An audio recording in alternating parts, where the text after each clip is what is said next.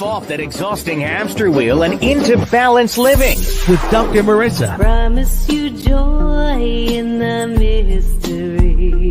Dr. Marissa, also known as the Asian Oprah. Her mission, to be a beneficial presence on the planet. Her purpose, to be your personal advocate to live, laugh, love, learn. Her life motto, don't die wondering. Take back your life with Dr. Marissa Pay.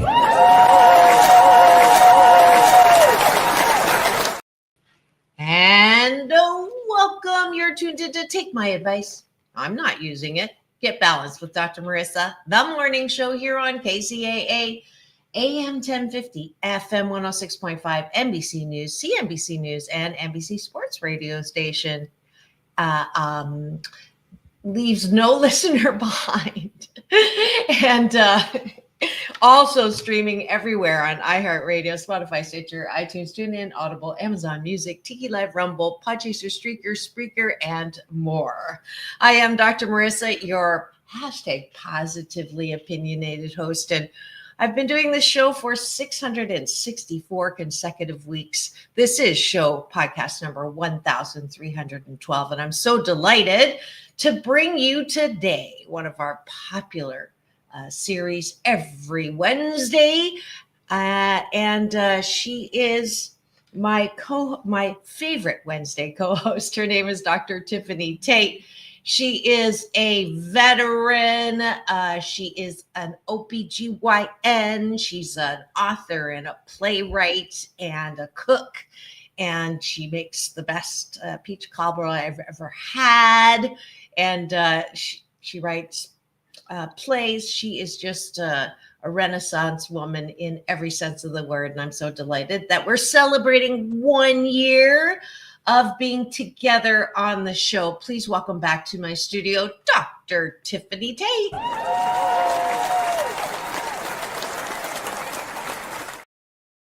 Always a pleasure to be here, and happy, wonderful Wednesday, people. Yes, and happy anniversary to you. And we had a wonderful celebration down on the beach, and her kids came, and it was a lot of fun. If you didn't see the promo yet, because she forgot to share it, just kidding. I did it today. Better late than never. It's supposed to be done the night before, but just saying, it's only been a year, but just saying, I can't resist. Because the topic of the day is perfectionism. So this is, apropos funny example of the not so recovering perfectionist in me. But we're so delighted that you are here. I see a comment already, the Cashew Gallery. Jerry Fox-Alcater is here. Good morning to you too. If you're driving, please do not chat. But if you're not driving and you're in front of your computer or smartphone, just go to my free subscribe YouTube TV channel or Facebook or LinkedIn, and you can play along with us. And as per usual, and Jerry, you can head this up if you want. You know the drill. Every morning, we start with breakfast with the co-host, with the guest, or with myself. And we take a bite of my gratitude sandwich, which is a good life habit. Top of the bun, things that you're grateful for outside of yourself. Bottom of the bun, things that you're grateful for inside of yourself. What do you like about yourself? Appreciate. Dr. Tiffanie Tate, what are you grateful for outside of yourself? I am grateful that I had a very busy weekend of sisterhood and service, because it was such a fabulous weekend. On Monday, it was Martin Luther King Day, and it was a day of service. And I started with the Martin Luther King Day walk in Riverside with my Alpha Kappa Alpha sorority sisters participating in the Riverside walk.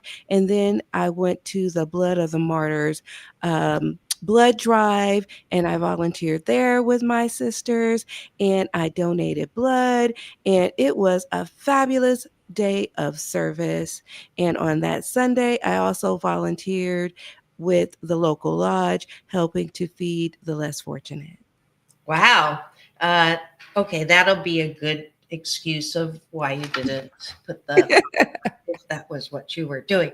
I am grateful that I there's just let me think. I'm grateful for, I haven't done this in a while, my first sip, one with my coffee, deliciousness of life. And this is how we are one with the coffee. Here we go.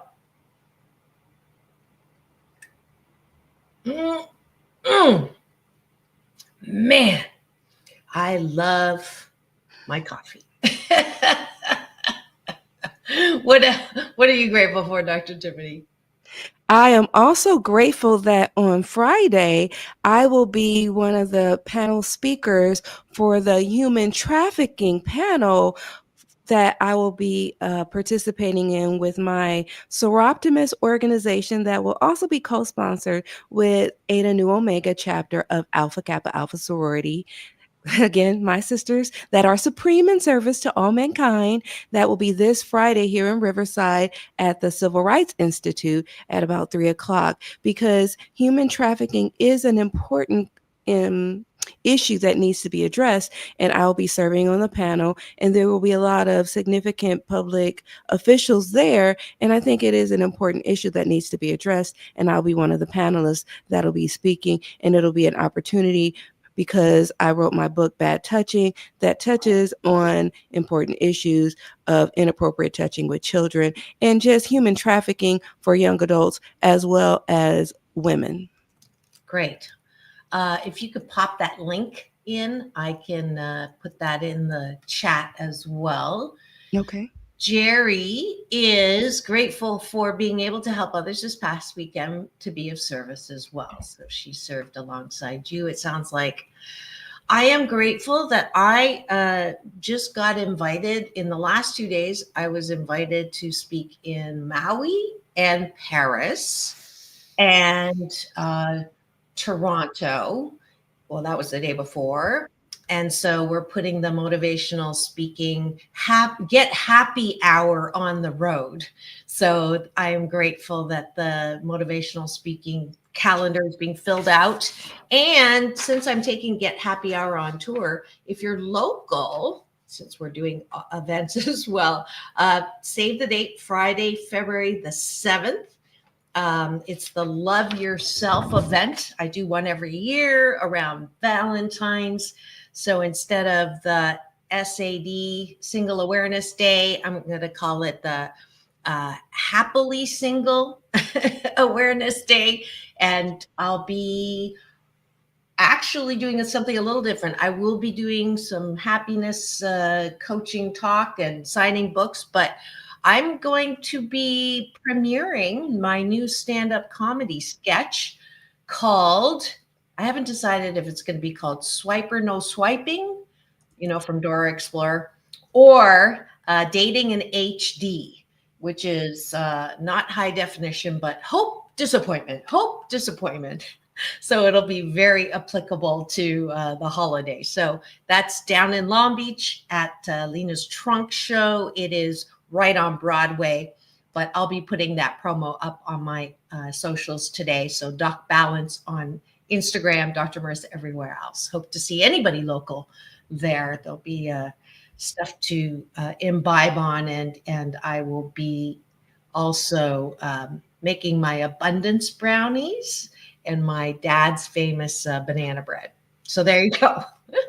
Let's go to the bottom. Oh, unless you had something else you wanted to. Well, it won't let me put the links in, so I will just send the flyer to you, and then maybe it will let you put it in there. Sounds it keeps blocking it. Oh, okay. So go ahead.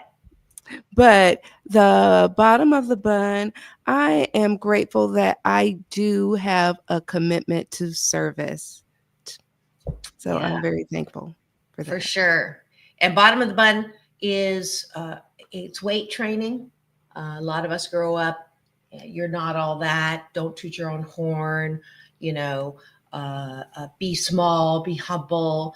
And as a result of that, we tend to look for love and approval in all the wrong places with our antennas up, looking for likes literally on social media these days. Instead, I want you to really fundamentally like yourself. So that means focusing on things that you approve of in your own life that you do. So Dr. Tiffany's great examples to start out her service work. I will say I had a wonderful opportunity to apologize. And I don't like apologizing. This is not my favorite hobby at all. But I appreciate my ability to own my own side of the street. And it's going to be a multiple work through conflict, which I also don't like to do, and have some expanded awareness this round of why it is so difficult to take criticism. So that covers all of my appreciations for myself. It's been quite the learning just in this past couple of days. But if you can get through the conflict and get out the other side when you have a confrontation, the relationship is so much stronger afterwards. So I know that and I teach that, but take my advice. I'm not using it as the name of the show. So I appreciate that I was able to practice what I teach. And I like my ability to take constructive criticism, because I believe that there's a difference between just regular criticism and constructive criticism. And I like my ability to take constructive criticism. Yeah. It's funny. I covered that on Monday with the topic. I picked the topic before the conflict happened. And it's funny how that happens, right? You picked the topic of hope before the fires hit. I picked the topic of criticism before I got embroiled in a conflict. It's kind of like Twilight Zone on this show, but everything happens in the divine right order for us to be the best that we can be. So we feel good about ourselves. I mean, I think that for me, I felt so much better getting to the other side than I did sitting and like fighting going through it. So yeah. So all right, that's it for having breakfast with Dr. Marissa and Dr. Tiffanie Tate on Doctors in the House. And just a disclaimer, I haven't done it in a bit, but just so that we're kosher, so to speak. Dr. Tiffanie is a medical doctor. She is a licensed OBGyn. I am a PhD doctor, which just means piled higher and deeper, as an organizational psychologist. So we are not licensed therapists, but the advice that we give on the show is from both our coaching practices and from our experiences. So take everything with a grain of sugar. How's that?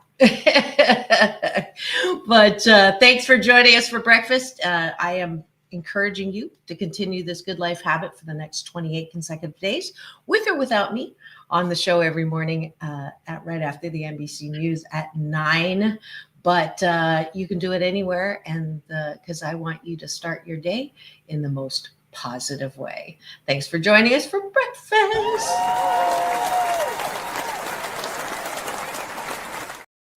And now, topic of the day, chosen by Dr. Tiffanie Tate. Everything is awesome. What's the topic? The topic is the problem with perfection. Does it exist? Should it exist? And should you hold yourself to that standard? Things that make you go, I'm a recovering perfectionist, and depending on the day, I'm 20% to 88% recovered. And I think it's funny because a lot of times we have these internal rules. I know I have internal rules because it's like, okay, this is what I want to do. This is how I want to do it. And I think that everyone, to a certain extent, whether they say it, they have internal rules that they hold themselves to.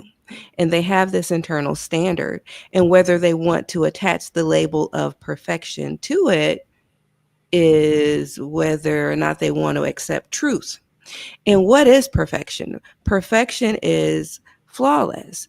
It's 100% without any error. Now, can we truly be that? Probably in baking, which is probably why I love to bake. But in life, that's a little bit more difficult. Yeah. What say you, Dr. Yeah. Marissa? Did you send it? I don't see it, but okay, that the flyer. So I really have a real tough one with this, and what I've realized is the reason why I really want things to be perfect. And I'll give you an example. One of the reasons why I don't have an assistant, and it's kind of funny, people go, oh, can you refer me to your PR person, your website person, your copyright, the technical writing, PR, marketing brochure writing person to me? I will say, thank you for the compliment, but she's really busy with her one client. And that's because when I do try to hire someone to help and I give them the task and I empower them and teach them how to do it, and they'll do it, and then I have to check it, and 88% of the time it has an error, and then I have to fix it and then give it back to them, and then they, and it's just such a frustrating activity for me because I do want it to be perfect. And there are some things that you want to be perfect. I certainly don't want my airline pilot to be imperfect in his or her landing. But I put that standard, as you were talking, on every part of my life, and it was killing me because I do make mistakes. I hate making mistakes. I don't like making mistakes. I don't want to. And as a result, I don't like it when other people make mistakes too. So personally, I've learned, even though I still fight it. And I think it's because when I grew up, it was important to be perfect. If I wasn't perfect, I felt the consequences emotionally, physically, and all of that. So I understand why and where that came from. I equated perfection with love.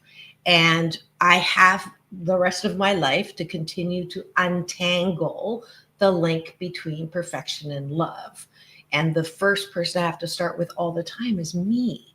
And that we'll leave that for the second half, which is solution. But I'll just give a teaser. It was so bad that I forced myself to wear my underwear inside out to begin to, is that TMI? To begin to be okay, with imperfection. But that's my, living out loud as usual, my experience with perfectionism. But, when you have this standard of perfection, some of the problems with perfection, they come with unrealistic expectations because you set high, like you said high expectations for yourself. You set high expectations for other people, and you become overwhelmed. Other people become overwhelmed. And then there becomes this cycle of people pleasing because you want to please other people. And there's this standard of like, oh my goodness, I don't want to be critiqued. And like you just said, you equate that with wanting to be loved or wanting to be liked. If it's your family, you don't want to disappoint them. And you negate your own feelings in response to trying to put someone else's feelings above your own. So you have this emotional neglect because of this perfection that you're trying to achieve. So you can have some long-term mental health issues in your effort to achieve this level of perfection. Then sometimes you end up with procrastination because you have this fear because it's like, oh my goodness, if I can't get it right, I'm afraid of starting it. So what should I do? Should I Mm. start this task because I don't know where to start because I don't know if I can achieve this goal? So you end up in this cycle of self-criticizing, and then if you do something, you're afraid, well, did I do it right? And you're even blind to your own achievements. So there's this snowball effect. And you might even not want to go around other people. So you might even begin to isolate because you're blind to your own achievements. And there's this whole chaos because of this mental idea of perfectionism. Mhm. Yes, exactly. I call that the perfectionistic slide, where you start at perfectionism, which is a dis-ease with life. Nothing's ever good enough because it's there's always more to do. There's still more to do. Can never, want it to be 100% perfect. Then, because as Dr. Tiffany just said, if you don't think you can get it perfect, the next step on the slide is procrastination. Mhm. Maybe I'll wait until I feel better or whatever it is. I've always wanted to be a procrastinator, but I never got around to it. And then the the last part is what you were talking about, isolating. I call it paralysis. So it's perfectionism, procrastination, paralysis. Mhm. And if you are, kind of not opening your mail or not getting out of bed, avoiding and isolating, you might want to look at the dis-ease, the disease of perfectionism. And I will give you an example. As moms, a lot of times we want to try to be the perfect mom. And sometimes the stay-at-home moms will pass judgment on the working moms. And I recall when And I vice was, versa. well, yes, that's true too. And I recall when I was a resident, a lot of times I volunteered so much at the school when I was on the night shift because I had the days off, and during the daytime, I would go and volunteer so much at the school that they thought that I was a stay-at-home mom because I was working nights. And I thought it was hilarious because I was a resident. And they were like, "Oh, do you not work?" But I was like, "No, I'm a resident at Vanderbilt." And they were like, "Oh, you're here so much." And they were amazed that I could actually be at the school and still be a physician. And then it took a turn of like, oh, wow, we have respect for you. Whereas before, they didn't have respect for me. So I thought that that was an amazing thing because I'm like, well, I'm still a mom. It doesn't matter whether or not I have a job or I don't have a job. I'm here for my child. But the respect comes from the fact that you're there for your children. And it doesn't matter what you do to be perfect, you're still perfect. And it's about how you feel about yourself. Absolutely. Yeah. Things like being a mom, things like being a daughter, things like being a boss, things like being a worker. You can't control the outcome. So if it's impossible to be perfect as any of those roles, and that's when you get in trouble if you're defining yourself as those roles, which is why um, when I coach people, we look at the core of who you are so that you're not basing your success on what happened in that role, because you can be a great mom 88% of the time, and then one day when things just weren't working, you lose your temper and you raise your voice and scream, or as my kids call it, I over yell, and then all of a sudden I'm a horrible mom. right? Forgetting about all the other times when I was a good mom. And that's why I say I'm 88% fabulous and 12% of the time I step in it. Even as a good mom, I can't be a great mom all the time, but I have to cut myself some slack 12% of the time in whatever I'm doing. And that's been my recovering perfectionistic journey, so to speak. Did you find a quiz? Because I found a really good one on Psychology Today, and it's a 3-minute. No, go ahead. Let's go for it. Okay, cool. Because the last time I tried to do a quiz, it was so horrible. I did it on my own, not on this series. So I've been a little skittish. So now I actually read the fine print because I got through the whole forking thing, Dr. Tiffanie, and they charged me to get the results. Yeah, that was the quiz that I found. And I was like, no, they wanted to charge. Yeah. All right, here we go. Are you a perfectionist? Using the key below. Oh, and I put it in the chat. So Jerry and all the rest of the eyeballs can take this along with. And the only thing they're going to ask for is your zip code. So, all right, here we go. Dr. Tiffanie, if you want to do it as well, you can. I think I should have done better on every task I complete. I'm going to say, probably this one. I'm outing myself. I take the time to make my work flawless, not so much as before. When I work on a task, I fixate on the possibility of failing at it. Pretty much never. I plan everything out. Pretty much. It is a problem to be considered average at something. Yeah. I'm going to have to out again. Are you with me on these or are you different? I'm doing it. I think I should have done better. Probably close to, not never, but close to never. Okay, so you're on the blue on that one. And number 2? I take the time to make my work flawless. Not always, but pretty close to it. Okay. So I'm with you. I'm with you on that one. All right. When I work on a task, I fixate on the possibility of failing at it. Oh no, close to never.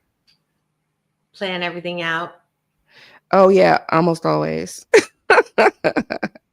It is a problem to be considered average. Oh yeah, almost always. I don't want to be average. When other people are more successful than me, I feel second rate.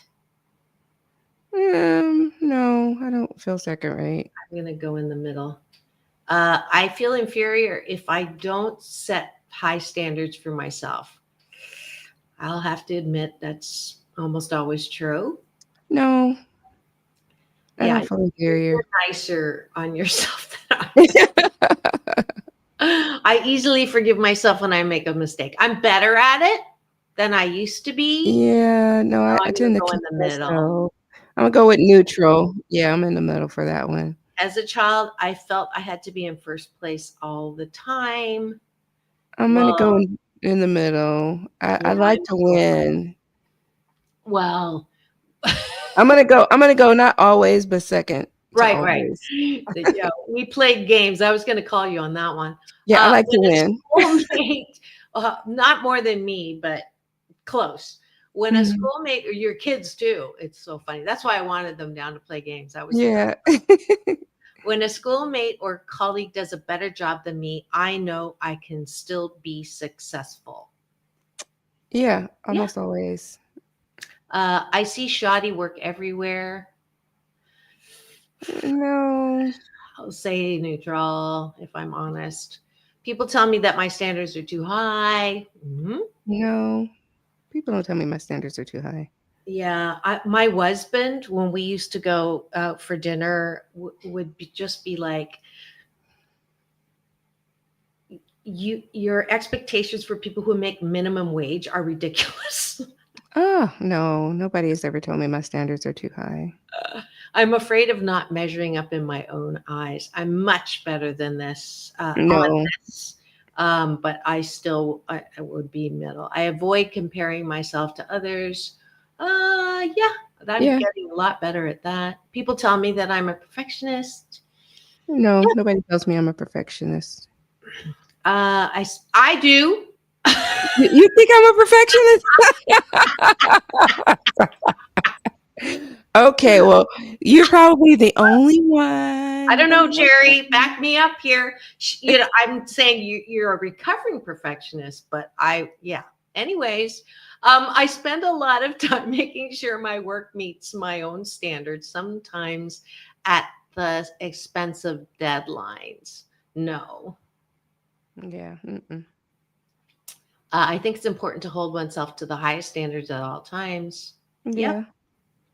I get irrationally mad at myself for not meeting my own standards. I'm much better at that. I procrastinate on imperfect work for fear of not doing. Never. I feel second rate when other people are more intelligent than me. Nope. I'm better at it. So I'll do that. Enter my zip code. Score test. 62. Neither low nor high. Oh, good. That's the recovery there. Because I'm sure if I did this before I did my own inner work, it would have been like 90. So you are 62? Yeah, what are you? So you're a high perfectionism. No, you're neither low nor high. Yeah. Okay. So I'm low perfectionism. Okay. Yeah. 46. I'm Okay. 46. I'm 62. I'm better than no, I'm kidding. I'm higher than you. You are an adaptive, positive perfectionist. Oh, I like that. I like this term. You're somewhat concerned with being a total failure if you don't meet your goals. You neither are overly perfectionist nor disinterested in doing your best. You can be described as an adaptive or positive rather than maladaptive one. While the behavior may appear similar to the outside observer, they both care deeply about doing a good job. For instance, positive perfectionists tend to be more emotionally stable, self-assured, and better able to respond to life's inevitable obstacles. Hello. I like this test. So mine says you sometimes feel a twinge of anxiety. You sometimes wonder about not measuring up, but you display few perfectionistic tendencies overall. Your score suggests that while you do hold yourself to a certain standard, you aren't overly preoccupied with achieving total perfection. Perhaps you grew up in a household where success was considered nice, but far from mandatory. However, there is nothing wrong with setting ambitious goals and doing the hard work necessary to achieve them. Sounds like you. Jerry got 57. So does that make you, let's see, where is that on this? She's with you. With me. Mm-hmm. But I got the highest. There you go. Competitive. We'll do a show on competition. That's not a bad idea, but I would win hands down. I'm sorry.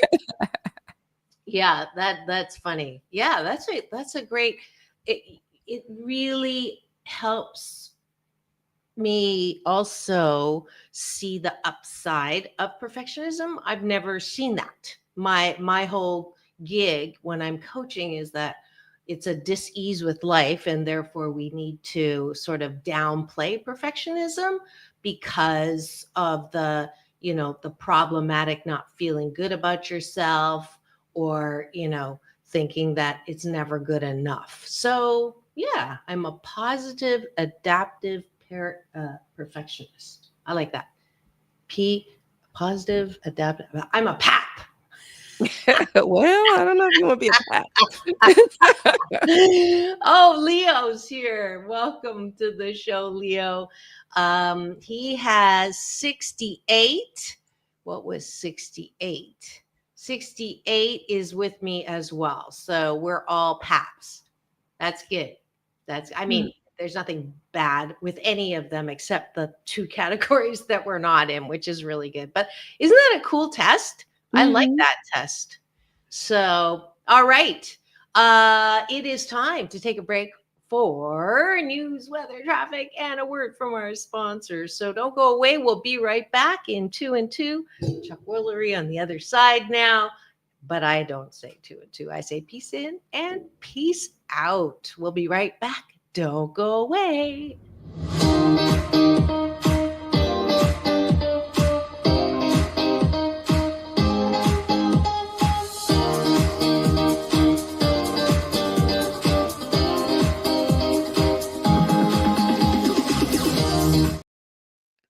Hi, my name is Dr. Tiffanie, Tiffanie Tate, Tate, and I am the author of some children's books that I believe your family would benefit if they purchase. The first is Money Matters. It is a book that teaches children about saving, tithing, and investing. I believe you should pick it up today. Go to my website at www.drtiffanie.com and you can get access to that book as well as Bad Touching, which teaches children about safe practices and what is safe touching, bad touching, and how to report it and get health. There's also my book, Little Engine Mia Sings, which is also available as an audiobook. It teaches children about bullying, how to speak up and speak out. These books are also available on Amazon as well as Barnes & Nobles, as well as my website. So please check out www.drtiffanie, Tiffanie, Tate.com or head to Barnes & Noble or Amazon today.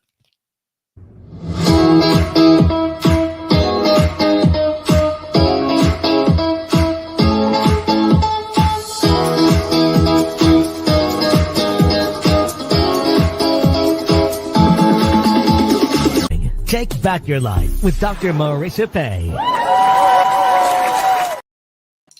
And welcome back. You're tuned in to Take My Advice. I'm Not Using It. Get Balance with Dr. Marissa, the morning show here on KCAA AM 1050 FM 106.5, home to the Asian Oprah, NBC News Radio, #1 talk in the IE. Thank you very much. And the station that leaves no listener behind. And you are tuned in today. It is Wednesday, so my very popular series, Doctors in the House with Dr. Marissa and Dr. Tiffanie Tate. And you can watch and listen and see my beautiful co-host on my YouTube TV channel where you can free subscribe and all the other platforms. But this is the one that houses all 1,312 of my shows over the past 664 consecutive weeks. And we're so glad you're here.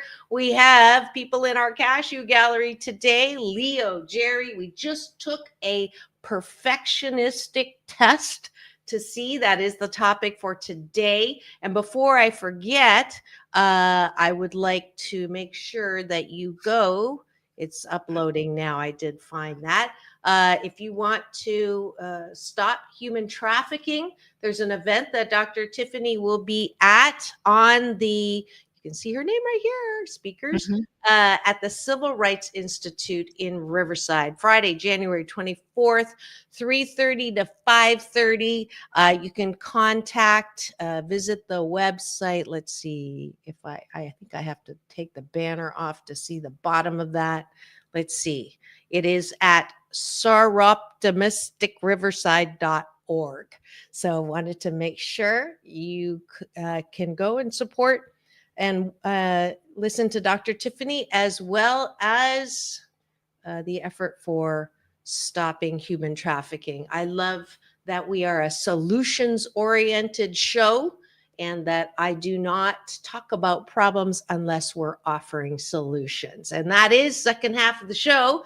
Dr. Tiffanie, what do you do when you find perfectionism robbing you of joy and happiness? Well, there are a few things. You can always talk to your friends, but a lot of times we feel embarrassed and we don't necessarily want to talk to our friends or even a professional. So we can always turn within ourselves, because the first step to fixing a problem is identifying that a problem exists or an issue exists if we don't even want to call it a problem. So becoming self-aware is the first step, and challenging those tendencies. Because if we want to challenge those tendencies, we need to start taking realistic steps to address those goals and revamping those goals. And if we want to start practicing self-compassion, because a lot of times we don't have self-compassion, and that's one of those first steps that we need to start doing. Mm-hmm. Yes, I talked to you or admitted to a strategy on my own perfectionism, which was wearing my underwear inside out as a start to not needing to do things perfectly. And my tool that comes out of my happiness, 8 Ways to Happiness book is called 88% perfect. And people will say, because I say 88% happy, 88% perfect, why 88? And 8 is a lucky number in Chinese. It's a homophone for good fortune. And that's why I say double eights. You'll see eights everywhere on me, about me. And so that's why I say 88%. And the reason why I do that is perfectionist, myself, first and foremost. Let's say you have a goal, and that's at 100%. And then you have the start, which is 0. Most of us who are goal-oriented, high-achieving control freaks will start and run and complete, plan out, get to 88%. And at that line, we have a tendency to continue to look at the goal and look only at the 12% that is not yet complete. And the feeling tone that comes with that is usually anxiety, a little stress, a little excitement, a little drama, a little emotion, a little pushing, a little exhaustion. That's the feeling tone, which is not good for your body. So my Happy 88 coaching says stand on that 88% line. And when people say, by the way, I'll celebrate when I get to the 100%. But that's bullshit talky, because overachievers will finish the 100 and go, okay, next goal. So they run back to 0 and then to 88. So you're never feeling good enough that I've done enough. It's like always next. Mm-hmm. And so the tip is turn your assets around and look at the 0 to 88 of what you've already accomplished and celebrate, right? Look at that. Look at all that I've done. Look at all that we've done. Because if you're a team lead or in any kind of leadership role, you're exhausting if you don't recognize not only what you've done, but what people around you have done. If you're always focused this way, that's burnout. So you got to focus this way too, to be appreciative of both your efforts and others. That's my solution in the 88%. And I think that when you have a big task, break it down into smaller parts. That way, when you achieve that smaller part, you can celebrate that. And as you achieve that goal, you can work towards the bigger goal. And you can celebrate your victories as you work toward the larger goal. And that helps you overcome that perfectionism, because that smaller part will help you work towards that larger part. And you can pat yourself on the back and you'll be thankful for it. And I think that as you look within yourself and you give yourself a deadline and you focus on what's important and not what's urgent, you'll be able to aim for progress and not perfection. And as we reevaluate ourselves and reshape our minds, understand that there will always be triggers in our lives, and understand that we're always going to disappoint people. The most important thing is that we don't disappoint ourselves. Mhm. And we need to not look for all of the likes. We just need to love ourselves. And as we focus on those things, we have to remember that our trauma triggers are always going to be with us. But as we reevaluate and reinvigorate, we will continue to grow and everything will be okay. Absolutely.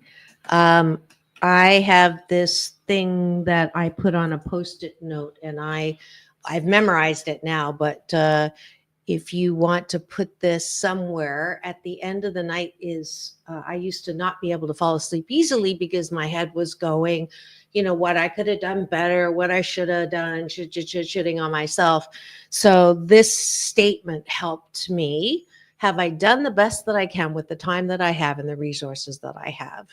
And almost always I say yes. And you can also put this at work because, if you're a perfectionist, you're going to stay there at the expense of other people in your life because you want to get something perfect at work. And when I do executive coaching, this is the number one thing is you have to, does everyone else perform to the level that you are? No.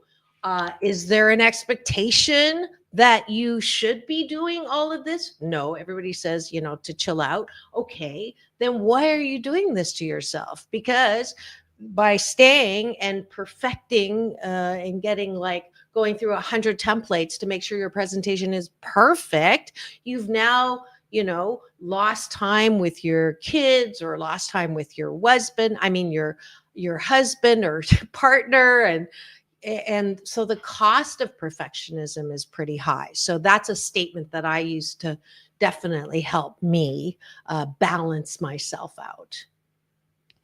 And I believe that we always need to seek clarity. What makes you feel good about you? Not what makes other people feel good about you, but what makes you feel good about you. Because a lot of times, the enemy to perfectionism is shame. And other people will sometimes put you down or look down on you, and it's a perception issue.